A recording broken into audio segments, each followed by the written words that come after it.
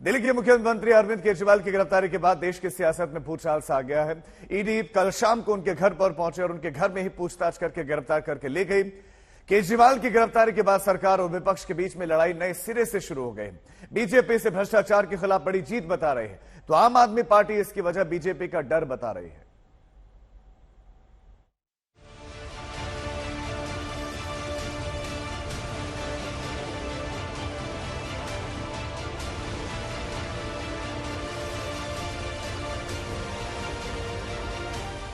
तारीख 21 मार्च 2024, वक्त रात 11 बजे, जगह सीएम आवास दिल्ली।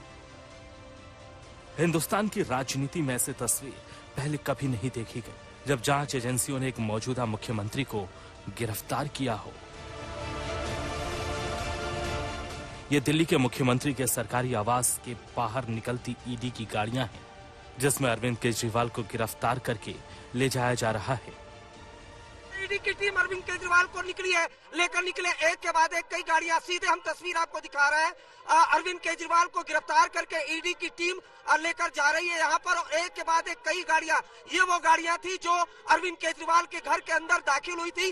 अब अगर ये देखिए, भारी भरकम पुलिस की बल भी है, बकायदा पुलिस की ये जो गाड़ी है ये एस्कॉर्ट करके लेके जा रही है, और एक गाड़ी जिसमें ईडी के ऑफिसर अरविंद केजरीवाल को लेकर बैठे हुए थे। तो अब अरविंद केजरीवाल को गिरफ्तार करके ईडी की टीम ईडी दफ्तर के लिए रवाना हो चुकी है। अरविंद केजरीवाल मुख्यमंत्री रहते हुए गिरफ्तार होने वाले देश के पहले नेता बन गए हैं। ईडी ने शराब घोटाले में उन्हें उनके घर से बीती रात गिरफ्तार कर लिया। अदालत के अंदर मामला विचाराधीन होने के बावजूद आनन फानन में रात के अंधेरे में देश के प्रधानमंत्री माननीय नरेंद्र मोदी जी ने, भारतीय जनता पार्टी की सरकार ने एजेंसियों को भेज करके देश की राजधानी के चुने हुए प्रचंड बहुमत के मुख्यमंत्री को सरेआम गिरफ्तार किया है। वो आज देश के लिए एक कलंक है। अरविंद केजरीवाल जी के गैर कानूनी गिरफ्तारी के खिलाफ उस गैर कानूनी गिरफ्तारी को क्वॉश करने के लिए एप्लीकेशन डाल दी है, और हम उम्मीद करते हैं कि इस देश का सुप्रीम कोर्ट इस देश के लोकतंत्र की रक्षा करेगा। बीजेपी मुर्दाबाद, मुर्दाबाद, मुर्दाबाद। अरविंद भाई संघर्ष करो। ईडी की टीम जैसे ही केजरीवाल के घर पहुंची, उनकी पार्टी के नेता और कार्यकर्ता भी सीएम आवास की तरफ दौड़ पड़े। तभी पार्टी नेताओं को डर हो गया था कि मुख्यमंत्री गिरफ्तार होंगे। शाम 7 बजे ईडी की टीम अरविंद केजरीवाल के घर पहुंची। करीब 44 मिनट बाद सीएम से पूछताछ शुरू हो गई। रात 9:05 पर ईडी ने केजरीवाल को गिरफ्तार कर लिया, और इसके ठीक 2 घंटे बाद ईडी उन्हें बाहर लेकर चली गई। अरविंद केजरीवाल जी के मामले में अंततः वही हुआ जो अपराध और भ्रष्टाचार के मामले में होता है।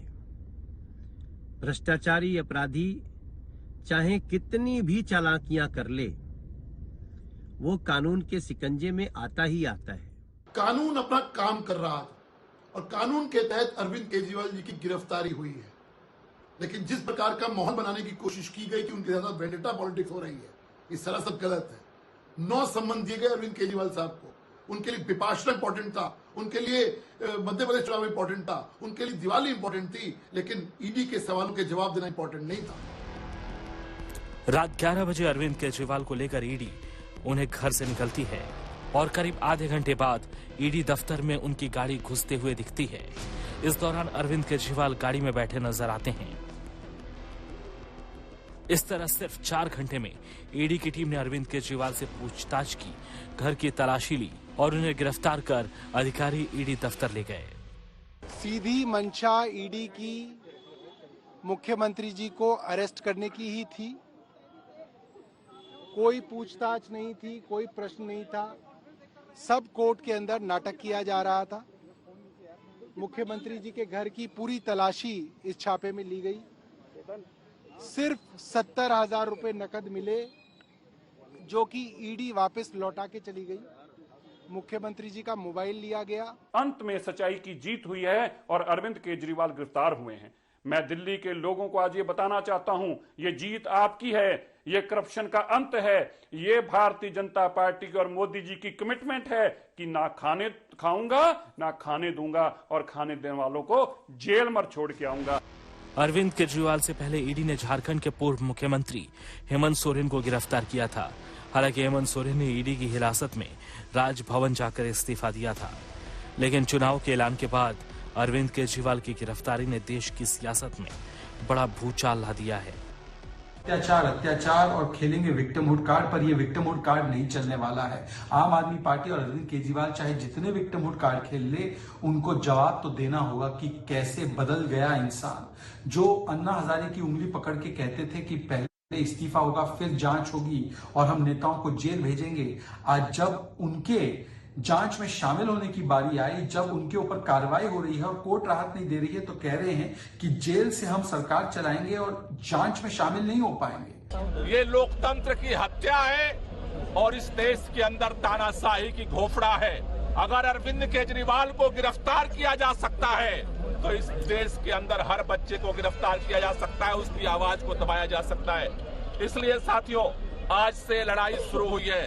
अरविंद केजरीवाल एक व्यक्ति नहीं, अरविंद केजरीवाल एक विचार है।